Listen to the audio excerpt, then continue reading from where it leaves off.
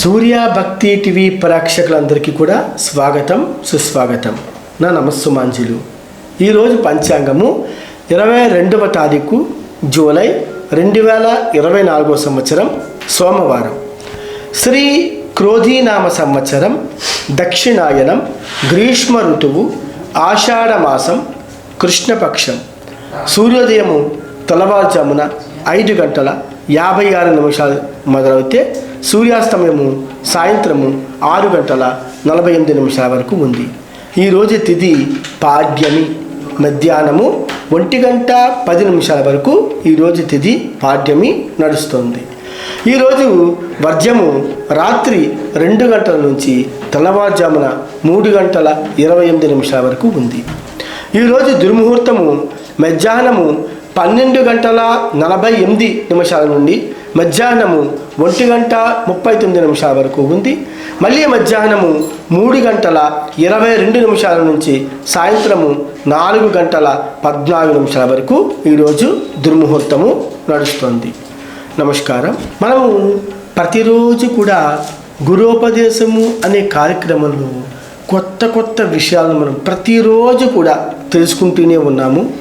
పైగా గురోపదేశం అనే కార్యక్రమంలో కస్తూరి పరిమళాలు అని రోజుకి ఒక అంశంలో భాగంగా మనం ప్రతిరోజు కూడా ఒక 2 లేక 3 విషయాలు మనం నేర్చుకుంటూ వస్తున్నాం. ఇలా వారం రోజులు బట్టి దీని ముందు కొన్ని అంశాలు కూడా జరిగాయి.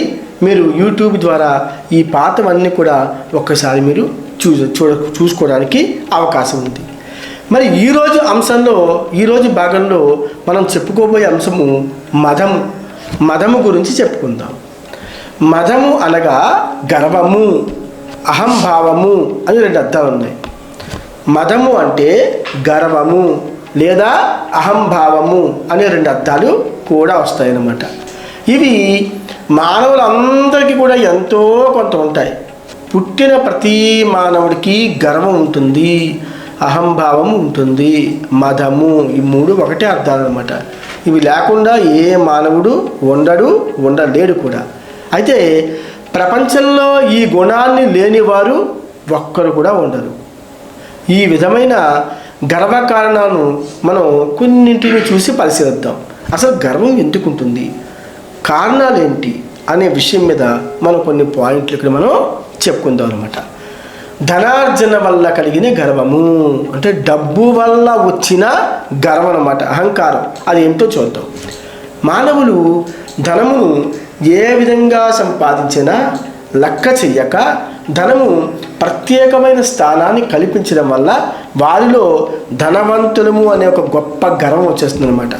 మానవుడు సంపాదిస్తాడు, భగవంతుడు అనుగ్రహము వల్ల మాత్రమే మనం డబ్బులు సంపాదించగలము, ధనము సంపాదించగలం. భగవంతుని యొక్క అనుగ్రహం, కరుణా కటాక్షం లేకపోతే వాడు ఎంత కష్టపడినా సరే ఆ ధనము మనం తిరిగి మన దగ్గర ఉంచుకోలేము అనమాట. దానికి ధనము వల్ల వచ్చిన గర్వం ఏర్పడుతుంది. ఈ గర్వాన్ని ఎవరైతే వదిలివేయారో వారు దైవజ్ఞానాన్ని ఎప్పటికీ కూడా పొందలేరు. మరి మరొక కారణం ఏంటండి, పాండిత్యము, ప్రావీణ్యం, వాటి వల్ల వచ్చిన గర్వం. కొంతమందికి ధనగర్వం ఉంటుంది, మళ్ళీ కొంతమందికి పాండిత్యం వల్ల, ప్రావీణ్యం వల్ల వచ్చిన గర్వం ఉంటుంది. అదేంటో ఒకసారి చూద్దాం. పాండిత్యము, ప్రావీణ్యత సామాన్యమైన గర్వకారణములు. అంటే మన దగ్గర కొంత సబ్జెక్ట్ ఉందనుకోండి, ఎదుటివాడిని మనం తక్కువ అంచనా వేస్తూ కూర్చుంటాం అనమాట. మన దగ్గర ఏదైనా ఒక అంశంలో పాండిత్యం ఉందనుకోండి, మనం ఎదుటి వ్యక్తిని చులకనగా చూస్తాం. అది గర్వానికి దారితీస్తుంది అనమాట. అంటే అంతా నాకే తెలుసు, నన్ను మించిన వాడు ఇంకొక లేడు అనే అహంభావం ఉన్నంత వరకు కూడా మనలో జ్ఞానం ఎప్పటికీ డెవలప్ అవ్వదు, అభివృద్ధి చెందదనమాట. అంటే ప్రతి మానవుడికి ఎంత నేర్చుకున్నా సరే, ఎంత నేర్చుకున్నాను అని ఎవరైతే ఉంటాడో వాడి భగవంతుడు ఎప్పుడు చూస్తాడో వాడు కూడా రోజు రోజుకి అభివృద్ధి చెందుతాడు. నాకు తెలిసిన జ్ఞానము, నాకు తెలిసిన పాండిత్యం వేరే వాడి దగ్గర లేదు అనే అహంకారంతో ఎవరైతే ఉంటాడో అతడు తన ఆత్మజ్ఞానాన్ని, భగవంతుని యొక్క సాన్నిధ్యాన్ని ఎప్పుడు కూడా కోరుకోలేడు అనమాట. అదొక ముఖ్యమైన కారణం. మరి తర్వాత ఏంటండి, కులము వల్ల వచ్చిన గర్వము. కులము అంటే మతాల వల్ల వచ్చిన గర్వం అన్నమాట. కులము వల్ల కూడా గర్వం కలుగుతుంది అని మనం కొన్ని అంశాల్లో మనం చెప్పుకోవచ్చు అనమాట. ఎలా అంటే శ్రీ శంకరాచార్యుల వంటి మహాత్ములకే కుల గర్వాన్ని జయించడం సాధ్యం కాదట. అంటే ఒకానొక సమయంలో శ్రీ శంకరాచార్యులు అనమాట వారి అటువంటి మహాత్ములకే కుల గర్వాన్ని జయించడం సాధ్యం కాలేదు అని చెప్పుకుంటూ ఉంటారట. ఆయనకు దారిలో చండాలుడు అడ్డురాగా అతడు తనని తగులుతాడని తలిచి తప్పుకొని గర్జించేట. ఒకానొక సందర్భంలో ఒక చండాలుడు ఆయన దారి గుండా వెళ్తుంటే ఆయన ఎదురైతే నువ్వు నాకే ఎదురొస్తావా, తప్పుకో అని చెప్పేసి చాలా గట్టిగా ఆ కుల గర్వంతో మాట్లాడాడట. అప్పుడు ఆ చండాలుడు ఏమన్నా తెలుసా అండి, మీ ఆజ్ఞ నా శరీరానిక లేకపోతే నా ఆత్మక అని చెప్పేసి ఆ శంకరాచార్య వారిని ప్రశ్నించగా ఆయన తన తప్పును కొంచెం తెలుసుకున్నాడనమాట. చండాలుడు ఎప్పుడైతే నేను తప్పుకోని ఒక మాట అన్నారు కదా, మీరు చెప్పిన ఆజ్ఞ నా శరీరానికి తగులుతుందా అండి, నా ఆత్మకి తగులుతుందా అండి అని అడిగారట. అప్పుడు ఆ మహామునికి తను చేసిన తప్పు కొంచెం గుర్తుకొచ్చిందనమాట. అంటే మహాత్ములు వారి తప్పులను తెలుసుకుని కుల అహంభావమును విడిచిపెట్టాలన్నమాట, విడిచిపెట్టి తీరాలి. ఆ విధంగానే మానవుడు కూడా వారి వారి అడుగుజాలలో నడిచి కులగర్వాన్ని విడిచిపెట్టాలి. మా కులమే పెద్దది, మా మతమే పెద్దది, అలాంటి గర్వము ఎవ్వరికీ చెందకూడదు. అందరూ సమానులే, అందరూ ఈక్వాలిటీ అనే గుణాన్ని ప్రతి మానవుడు కూడా కలిగి ఉండడం సత్యము, కంపల్సరీగా ఉండాలన్నమాట. తథ్యం. అయితే చాలామంది వారి సౌందర్యానికి, వారి మాటలకు, వారసత్వానికి, బలానికి, శీలానికి అన్నిటికీ కూడా గర్వపడుతుంటారట. అంటే ఎలాగండి, వాళ్ళ సౌందర్యానికి గర్వపడే వాళ్ళు ఒకడు, అంటే నేనే అందంగా ఉన్నాను, నా తప్ప ఎదుటివాడు అందంగా లేడు అనే అదొక అహంకారం అండి, అదొక గర్వం.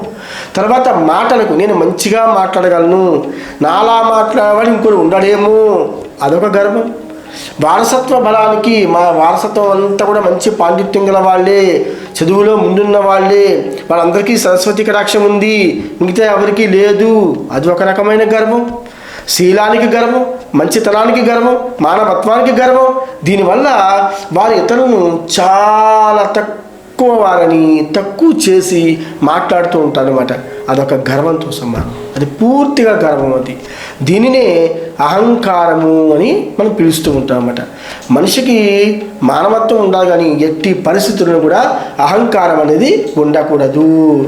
ఎవరైతే నమ్రత, అణుకువ, గర్వము, వినయము నశించిపోవాలి, అంటే పూర్తిగా ఉండకూడదని కాదనమాట. అహంభావము, గర్వము మానవుడి యొక్క ఆలోచనను పక్కదారి పట్టిస్తాయి. మనిషికి గర్వం ఉందా, మనిషికి అహంభావం ఉందా, కంపల్సరీగా ఆ మానవుడి యొక్క ఆలోచనలు పక్కదారిగా వెళ్ళిపోతాయి అనమాట. ఆ గర్వాన్ని అణుచుకోవడానికి నమ్రతని అలవాటు చేసుకోవాలి. నమ్రత అంటే ఏంటండి, నెమ్మదితనం ఉండాలి. ప్రతి వాడి మీద అహంకారంగా మీద పడిపోకూడదు. నమ్రత, నిదానము, మంచి పద్ధతులు ఇవన్నీ కూడా ఉండి అలవాటు చేసుకోవాలి మనం. పైవి ఏవి కూడా శాశ్వతం కాదు అని, ధనము, పదవి ఈ రెండు కూడా పూర్తిగా అశాశ్వతమని, మన జీవితము క్షణభంగురం అని గుర్తించాలి. నీటి బుడగలం అని మనం అందరం కూడా, క్షణభంగురం అంటే ఒక నీటి బుడగ చూడడానికి అందంగా కనబడుతుంది, టప్మ విడిపోతే మానవుడి జీవితం కూడా అంతే. మానవుడి జీవితం కూడా చూడడానికి అందంగానే కనబడుతుంది, కానీ ఆ జీవితం టప్మని పేలిపోయిందా నీటి బుడగతో సమానం అన్నమాట. అంటే ఏంటి, ఏది శాశ్వతము కాదు. అంటే ధనము కానీ పదము కానీ పూర్తిగా అశాశ్వతము అని మనం ఎప్పుడు కూడా మనం దృష్టిలో పెట్టుకుంటూనే ఉండాలి. జీవితం కూడా క్షణభంగురమే చెప్పాలి. ఈ క్షణంలో ఉన్నది తర్వాత క్షణంలో ఏమవుతుందో ఏ మానవుడు కూడా చెప్పలేడు. అంటే ఈ విధంగా ఆలోచిస్తే గర్వము, అహంకారము దాని అంతటా అవే పోతాయన్నమాట. ఎప్పుడైతే పోయాయో మనం భగవత్ కృపను చాలా సులభంగా, ఈజీగా మనం సంపాదించవచ్చు. కాబట్టి భగవంతుడి దగ్గరికి సాక్షాత్కారము దగ్గరికి చేరాలి అంటే మన మనసులో అహంకార భావాన్ని ఎట్టి పరిస్థితులను కూడా ఉంచుకోకూడదు. అన్నీ నాకే తెలుసు, అన్నీ నేనే అనే భావాన్ని ఎప్పుడైతే విడిచిపెడతావో నువ్వు భగవంతుడికి దగ్గరగా ఉన్నావని మనం చెప్పచ్చు అనమాట. తర్వాత విషయము మాత్సర్యము. గురువుగారు మాత్సర్యము అంటే ఏమిటండి? అసూయ. మాత్సర్యము అంటే ఏమీ లేదండి, అసూయ. మానవుడు తన గురించి ఆలోచించే కన్నా ఇతరుల గురించి ఎక్కువగా ఆలోచిస్తూ ఉన్నాడు. అంటే ఏంటి? ఏ మానవుడు కూడా తనకు తాను చూసుకోవాలి. తనకు తాను ఎవడైతే చూసుకుంటాడో వాడికి అసూయ లేనట్టేమాట. అంటే ఎదటి వాడిని చూసి ఈర్ష్య పడకూడదు, మాత్సర్యము పడకూడదు, అసూయ పడకూడదు. ఎప్పుడు కూడా నాకు మంచి జరగాలి అని కోరుకుంటాం. అంటే ఎవరికైతే కూడా మంచి జరగాలి అని కోరుకుంటాడో, ఎవరైతే ఇతరులకు మంచి జరగాలని కోరుకుంటాడో వారికి అసూయ లేనట్టే అని చెప్పచ్చు అనమాట. అంటే మానవుడికి ఉండవలసిన గుణాలలో ఉండవలసిన గుణాల్లో కూడా ఈ అసూయ ఉంటుందన్నమాట. అంటే నాకు మాత్రమే సంతోషం జరగాల, నాకు మాత్రమే సుఖం జరగాల, నేనే బాగుపడాలా, మరి ఎవరు కూడా మంచి జరగకూడదా? ఏంటంటే అసూయ అసలు. అంటే అసూయాపరుడు ఇతరులకు చెడ్డ జరగాలని మాత్రమే కోరుకుంటాడు. పైకి మంచిగా మాట్లాడిన మనసులో అమ్మో వీడు అభివృద్ధి చెందుతున్నాడు, వీడు డెవలప్ అయిపోతున్నాడు, వీడు అభివృద్ధి తగ్గాలి అని చెప్పేసి అసూయతో చాలామంది మనుషులు ఈ కాలంలో బతుకుతూనే ఉంటారన్నమాట. మాత్సర్యము అనగా అసూయ అన్నమాట. అంటే మానవుడు తన గురించి తాను ఆలోచించే కన్నా ఇతరుల గురించే ఎక్కువగా ఆలోచించుట. మంచిగా ఆలోచించు, నీకు మంచి జరుగుతుంది. చెడుగా ఆలోచించామనుకో దాన్ని అసూయ కింద మారిపోతుంది అనమాట. అంటే తనకు మంచి జరగాలని కోరుకోవడం సహజం, ప్రతి మానవుడికి సహజం.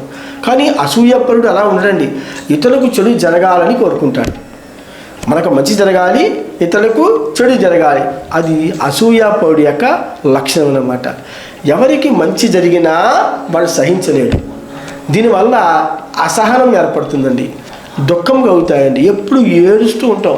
వాడికి మంచి జరిగింది, వాడు బాగుపడ్డాడు అనే కాకుండా మనం ఏ రకంగా బాగుపడతామో అని ఆలోచిస్తే మన జీవితం నిర్మలమైన మనసు ద్వారా వెళ్తుందన్నమాట.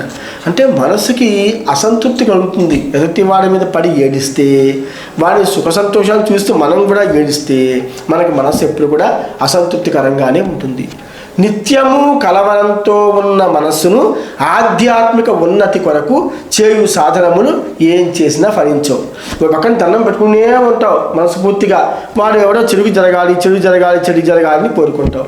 అది ఎంతవరకు సాధ్యం ఉండదు? మనకు మంచి జరగాలి, ఎదుటివాడు చెడు జరగాలి అనుకుంటే అది సాధ్యపడదు.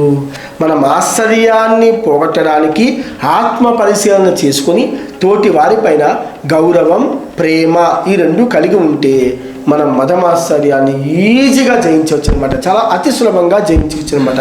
ఎదుటి వారిపై గౌరవం ఉండాలి, ప్రేమ ఉండాలి, ఆత్మ స్వభావంతో మంచి మాటలు మాట్లాడమాట. అంతే కాబట్టి అచ్చి బాత్ కర్నా చాహియే, బురే బాత్ చోడ్నా చాహియే. మంచి మాట్లాడదాం, చెడుని విడిచిపెట్టద్దాం అనే భావంతో ఎవడైతే కలిగి ఉంటాడో వాడు భగవంతుడికి దగ్గరగా ఉన్నాడు అని అర్థం అనమాట.